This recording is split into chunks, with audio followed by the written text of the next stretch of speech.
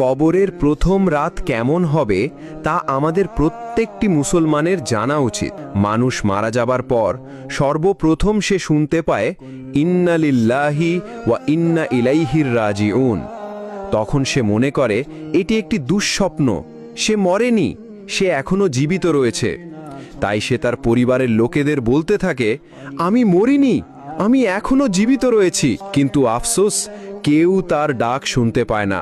তারপর যখন তাকে কবর দেওয়া হয় এবং সবাই তাকে একা ফেলে চলে আসে, তখন মহান আল্লাহ তাআলা তার দেহে পুনরায় আত্মা ফিরিয়ে দেন। তখন সে ভাবে তার খারাপ স্বপ্ন শেষ হয়ে গেছে, এখন সে ঘুম থেকে জেগে উঠেছে। তাই সে আল্লাহর কাছে কৃতজ্ঞতা আদায় করে। তারপর সে তার শরীর স্পর্শ করতে থাকে এবং বলতে থাকে, আমি তো আমার বিছানায় শুয়েছিলাম, এটা কোন জায়গা, আমি এখন কোথায়, এখানে এত অন্ধকার কেন, এখানে এত ময়লা মাটির গন্ধ কেন, আর আমার জামা কাপড় কোথায়, আমি সাদা কাপড়ে মোড়ানো কেন। তখন তার আর বুঝতে বাকি থাকে না যে সে সত্যিই মারা গেছে। তারপরই শুরু হয় তার কবরের প্রথম রাত।